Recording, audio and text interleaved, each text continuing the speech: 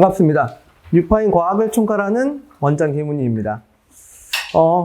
내신 설명에 앞서가지고 이 동탄 권역에서 학종으로 의대가 한 명 나왔습니다. 한 명. 그게 반성고 친구고, 등급은 9등급제였죠. 9등급제에서 1점 급초반 때는 아니었지만 1.4 정도가 되는 전교 1등도 아닌 친구였거든요. 전교 한 6, 7등권 친구인데 제 계명대 의대를 학종으로 뚫었습니다. 학종으로 의대 뚫는 건 사실 뭐랄까 조상이 강감찬 정도는 되어야 굉장히 힘든 일이고, 제가 일반고 친구들한테 의대를 희망해서 저한테 온다면 저는 희망을 주지 않습니다. 안 된다고 얘기해요. 이건 기울어진 운동장이어서 의대를 학종으로 뚫는 건 정말 신이 도와야 가능합니다. 근데 그걸 한 명 뚫었죠. 근데 그 친구의 이제 스토리를 세미나 때 알려드릴 건데, 어쨌든 반송고가 의대 배출을 했습니다. 학종으로요. 아무도 못한 걸 한 거예요. 자, 학교 알림이에 들어가 보시면 2025년도 기준으로 어떻게 평가했다 이런 것들이 자세하게 나와 있는데, 그 중에 일부를 보여드릴게요. 수행평가 지필의 비중을 보시면 우와, 수행평가가 50% 절반이고 지필 하나가 25%밖에 안 되는 거죠. 25%? 25%? 이거 다 해가지고 50%. 수행평가 비중이 고등학교로 오면 굉장히 커집니다. 그리고 이 수행평가 주로 보는 게 논수령이라고 되어 있네요. 서술형 평가라는 뜻입니다. 시험 본다라는 뜻이죠. 그러니 우리는 시험이 중간고사, 기말고사 이렇게 있는 게 아니고 1, 2, 3, 4, 5 5번의 시험이 있는 겁니다. 중학교 때는 시험 기간이라고 하는 게 존재했죠. 4월 말에 시험 본다면 대충 4월 둘째 주부터 공부해도 대략적으로 95점 이상이 충분히 가능했던 시험지입니다. 고등학생은 그러면 큰일 납니다. 고등학생은 3월 입학 시작과 동시에 시험 기간이 돼야 됩니다. 왜냐하면 보십시오. 지필 기간은 4월 말, 7월 이렇게 되는 거지만 3월 둘째 주부터 계속 뭔가 시작이 되잖아요. 계속 시험 기간이에요. 이거 하나하나가 다 시험입니다. 자, 그리고 수행평가가 이렇게 점수가 높은 다른 목적도 있는데, 이건 학생들을 관찰하기 위한 가장 유익한 시간이기 때문입니다. 시험도 치고 관찰도 하고 세특도 쓰는 유일한 시간이 이 수행평가 시간이라고 보시면 되겠습니다. 잘 챙겨야 돼요. 자, 성취도가 따로 기재가 되죠. 이제 보시면 고정분할 점수라고 하는 게 보입니다. 이게 뭐냐면 90점 이상은 A로 둔다, 80점 이상은 B로 둔다, 10점 간격으로 이렇게 두는 건데요. 이게 1등급이 10%인데 A 이상은 10%일 수도 있고 아닐 수도 있습니다. 절대평가제를 이렇게 하는 거고, 상대평가랑 물론 병기에서 대학에 전송이 되죠. 근데 이거 말고도 추정분할 점수라고 하는 제도도 있습니다. 고정분할 같은 경우에는 일단 A는 90점이고 우리 반성고의 실력을 좀 보고 우리 학교 애들 정도라면 이 정도 A는 되겠다, 이렇게 학교 수준의 내 시험지를 끼워 맞추는 이런 형태가 고정분할 점수인데, 그러면 중간고사 전에 첫 시험도 보기 전에 우리 학교 친구들의 수준을 미리 알 수 있을까요? 가능합니다. 3월 모의고사가 있습니다. 3월 모의고사를 보면 중학교 시험 범위로 보죠. 그럼 전국 대비 나의 랭킹이 뜹니다. 물론 전국 대비 우리 학교의 랭킹도 기록이 되겠죠. 반성고의 랭킹은 전국 평균입니다. 정말 전국 평균 이꼴 반성고 평균이고, 전국 1등급 받으면 딱 반성고 1등급이에요. 그게 동탄고와 반성고가 동일한 수준입니다. 자, 우리 학교의 위치는 대략적으로 이렇고, 3월 모의고사를 보고 나면 선생님들이 우리 학교 친구들의 입학생들의 수준을 알게 되죠. 그러면 시험지 난도를 조절을 하는 건데, 작년에는 2학기부터 난도가 좀 많이 올라가기 시작을 했어요. 그럼 추정분할을 쓰면 어떻게 되냐? 이 A를 바꿀 수 있습니다. 나는 시험 문제를 어렵게 내고 80점을 A로 해야지, 이렇게 할 수도 있습니다.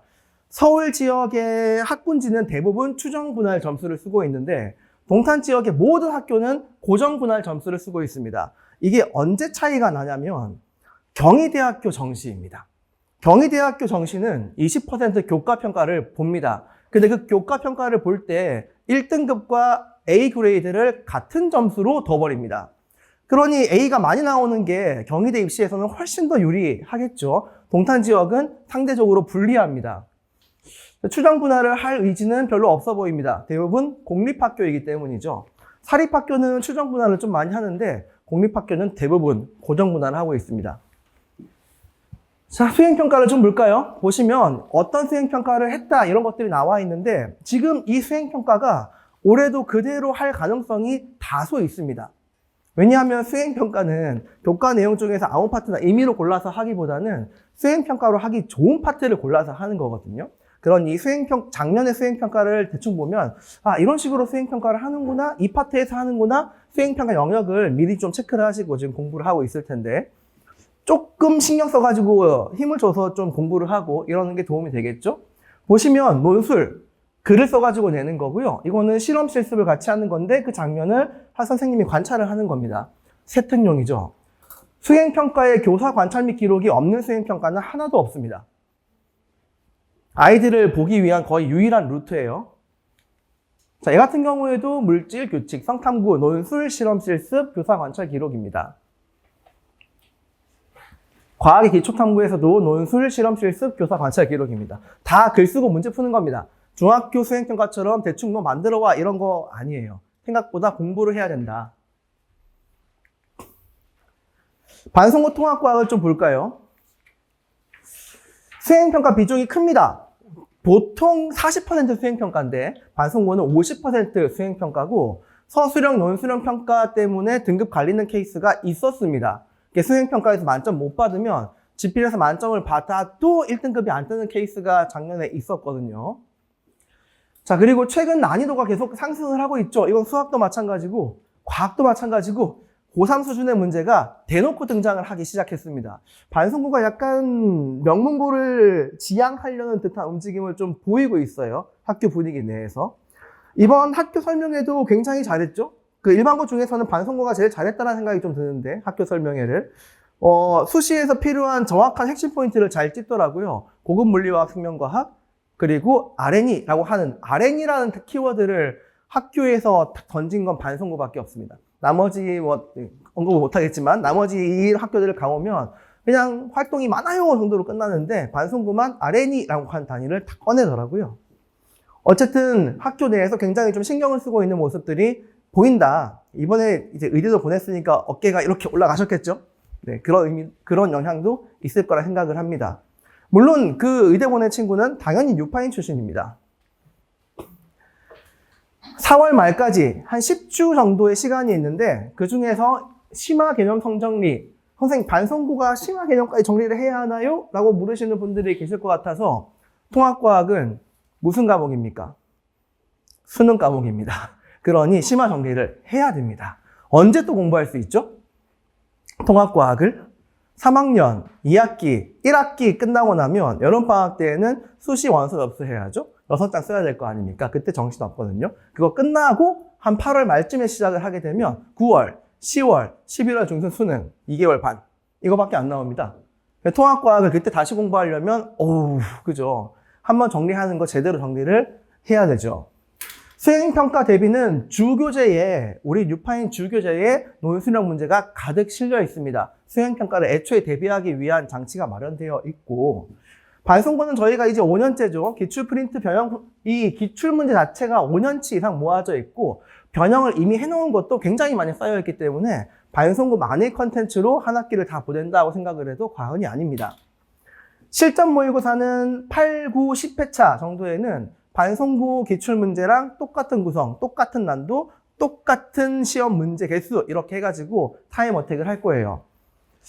자, 수행평가 50이 좀 큽니다. 생각보다. 어느 친구들이 좀 불리하냐면 성실한 여학생들은 수행평가 문제가 없어요.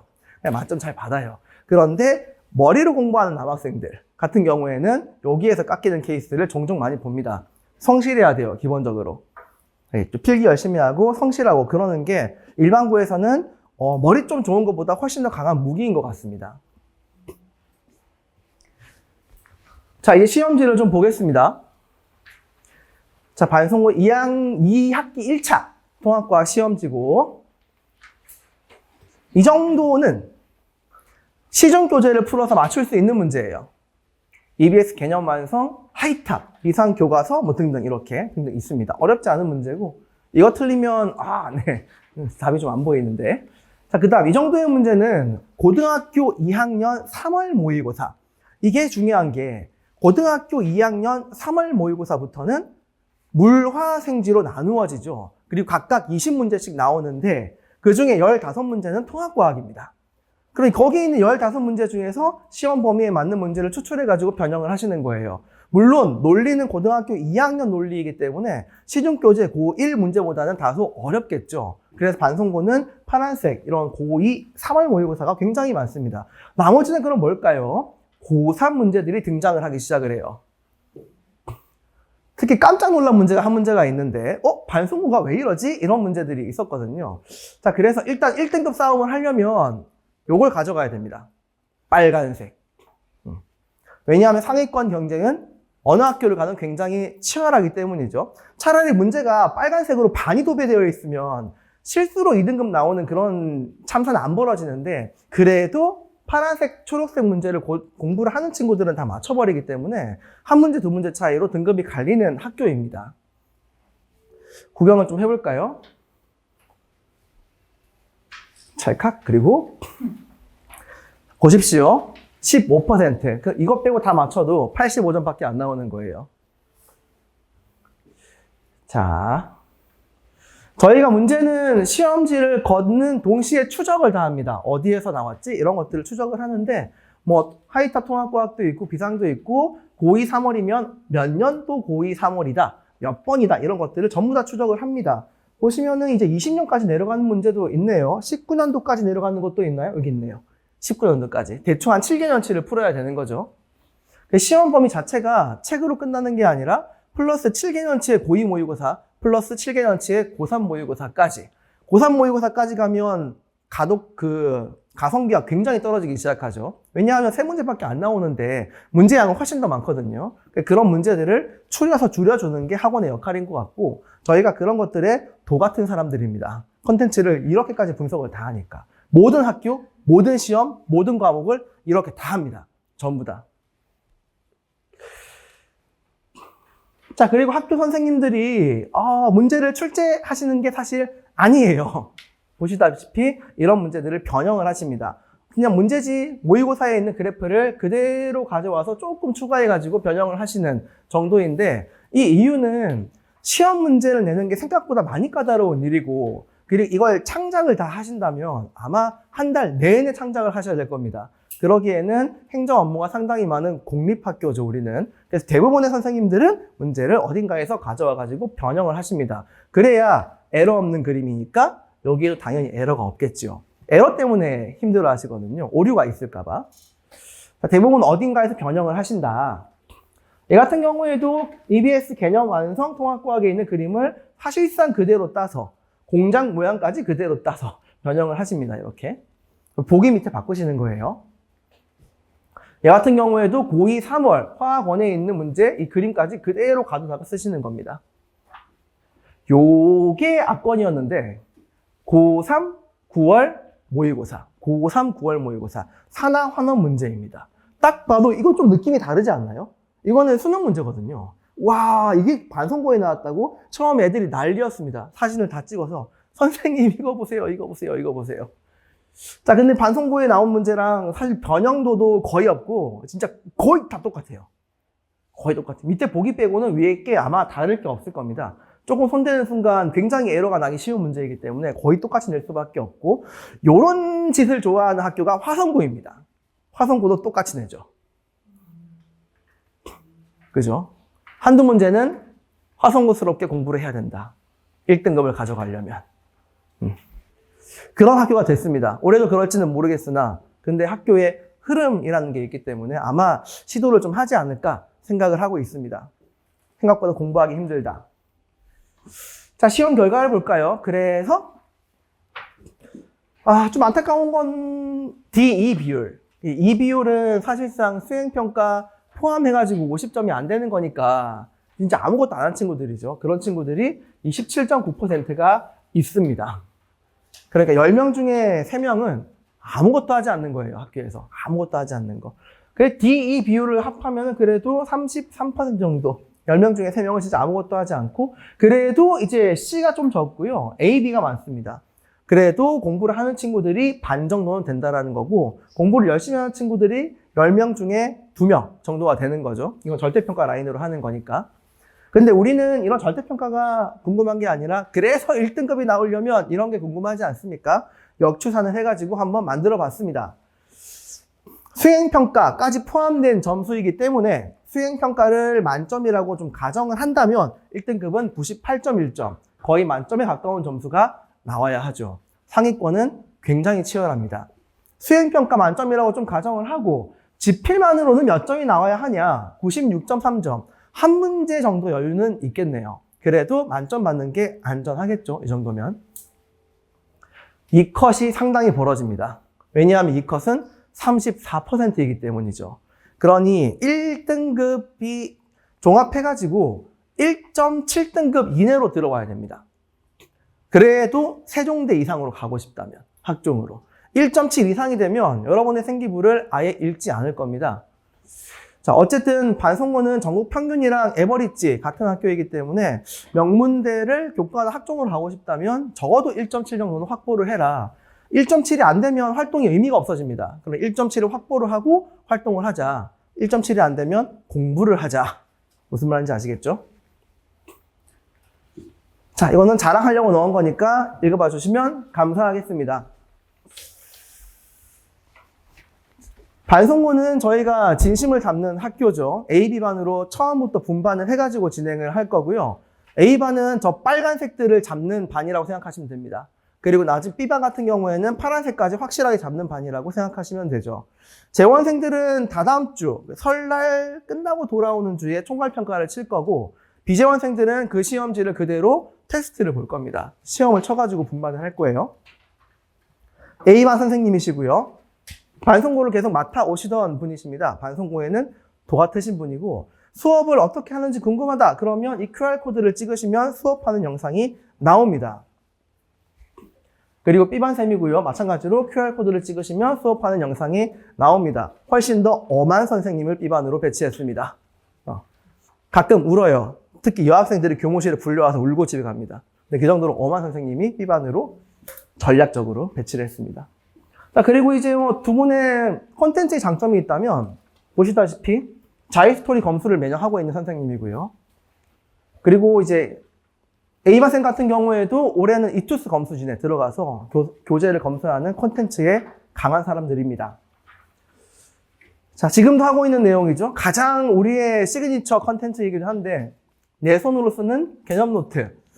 수업 시간에 필기를 하죠. 그리고 부교재를 한번 정독을 합니다. 이 두 개를 버무려서 나만의 언어로 필기 정리를 해야 돼요. 그게 아주 강력한 무기입니다. 중학교 때 아마 한 번도 안 해봤을 건데, 나중에 이게 왜 강력한지를 좀 설명해 드릴게요. 어쨌든 저기가 한 50%. 학교별 맞춤교재는 기본이죠. 그리고 주간 테스트를 매주 볼 겁니다. 지금도 보고 있고요. 7, 8, 9, 10주 차에는 모의고사로 주간 테스트를 대체할 겁니다. 모의고사 볼 거고, 피드백은 당연한 거죠. 자, 그리고 디딤돌 교실이 우리의 필살기 중에 하나인데, 지금도 수목금토일 전 시간이라고 하긴 좀 그렇지만, 보통 3시부터 10시까지, 주말은 2시부터 1시부터 10시까지 전 교실 학생들의 스케줄이 다 다르기 때문에 원하는 시간에 신청을 하고 원하는 시간에 1:1 케어를 받을 수 있는 디딤돌 교실입니다. 물론 주간 테스트에서 70점이 안 되면 강제로 와야 되는 교실이기도 하죠.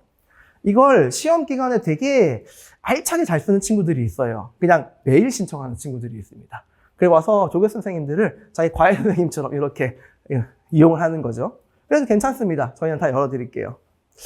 입시 전략 같은 경우에는 지금도 하고 있지만, 원래는 이 시간이 세미나 시간이어야 되는데 지금 반송고 이 설명회 때문에 다음 주 한 주 미뤘습니다. 3차 세미나 다음 주에 진행할 거고, 3월에도 세미나 2번 정도 진행을 할 거고, 4월 말, 4월 30일, 무슨 날입니까? 4월 30일. 현 고2들의 입시가 확정되는 날입니다. 그러면 현재 고2들의 입시가 첫 입시거든요. 개정교육과정에. 확정이 되면 우리 입시의 방향성이 보일 거예요. 그때부터는 세미나를 아주 구체적으로 합니다. 학교의 전형을 샅샅이 훑을 거고, 학교는 2개를 묶어가지고 진행을 할 거예요. 서울대, 경북대, 이런 식으로. 왜 이렇게 2개냐면 우리의 이상과 현실입니다.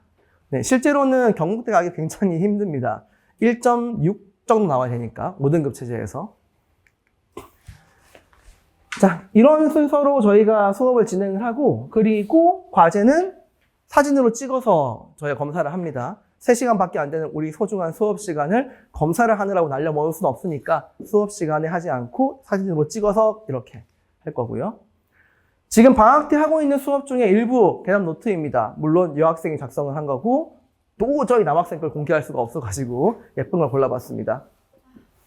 제가 필기해 주는 건 그림, 기호, 숫자가 전부입니다. 나머지 한글로 된 이런 내용들은 아이가 직접 책을 읽고 부교재를 읽고 자기가 내용을 버무려 가지고 작성을 한 거예요. 그게 본인 언어예요. 나중에 시험 기간 직전에 내 시험 범위 통합과학을 한번 찍 다시 훑고 싶다. 이렇게 정리한 친구들은 얼마나 걸릴까요? 한 바퀴 샥 보는데 걸리는 시간이 30분도 채 안 걸릴걸요? 자기가 정리한 거니까. 근데 이런 걸 안 해본 친구들이 그냥 남이 인쇄된 책으로 한 바퀴를 본다 그러면 몇 시간이 걸릴 겁니다. 효율적인 측면에서 굉장히 차이가 나죠. 과제 제출을 이런 식으로 합니다. 하나하나 클릭해보고 그 대충 한 친구들이 좀 있잖아요. 그런 친구들은 빠꾸를 하고 잘한 친구들은 확인했습니다. 이렇게 하고 우리는 기록을 하는 거죠. 디지털 교실은 주간 테스트에서 푼 문제를 다시 풉니다. 단 빈칸을 많이 비워두고 학생들이 스스로 개념 노트를 해설지를 작성을 하게 돼요. 이것도 학생이 직접 한 거예요. 처음에는 좀 서투른데 이게 한번 맞들리게 되면 이렇게 하는 순간 이 문제가 확실히 보이기 시작하거든요. 그리고 이렇게 푼 문제가 쌓이는 게 실력이기도 합니다. 자, A, B반이 조금 다른데 부교재를 좀 볼게요. A반은 하이탑을 쓸 거고요. B반은 완자를 쓸 겁니다.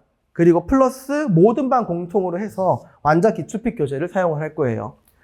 저희가 여기 온 첫 해 이제 시험을 딱 쳤는데 이런 시험지 분석을 또 해가지고 영상을 올렸거든요. 근데 이상하게 완자 기출픽에서 시험 문제 90%가 나와버린 거예요. 그때는. 그래서 그 영상을 올렸는데 학교쌤이 그걸 봤어요. 봐가지고 다음 해부터는 섞어서 진행을 하기 시작했습니다. 수업 시간에 언급을 했어요. 유파인을. 봤다, 영상을. 짜증나는데 맞는 얘기다 라고 이렇게 하시더라고요. 그래서 좀 다양하게. 그리고 요즘에는 이제 또 명문고스럽게 되기 위해서 아까 빨간색 문제 신경을 좀 써야 됩니다.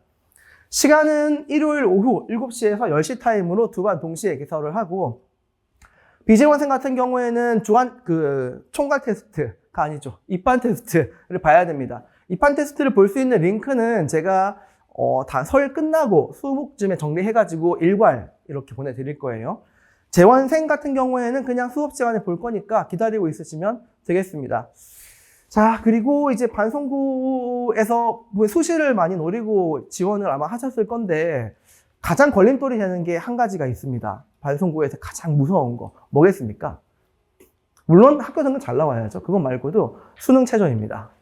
반송구도 수능 최저를 3합7을 맞출 수 있는 친구가 전교 300명 정도에서 50명이 채 안 넘는 걸로 알고 있거든요. 생각보다 수능이 어려운 시험입니다. 잘 안 나와요. 그런 1학기 때 통합과학이 쉬울지 어려울지는 아직 미지수이지만 쉽다고 하더라도 수능 수준으로 공부를 해야 됩니다. 그래야 수능 최저의 시간을 벌 수 있어요. 우리가 작년, 지금 고3 선배들 같은 경우에는 지금부터 수능 공부를 하거든요. 왜냐하면 상대평가가 거의 끝나버렸어요. 근데 우리 같은 경우에는 고3 올라가도 상대평가를 전 과목을 거의 해야 되거든요.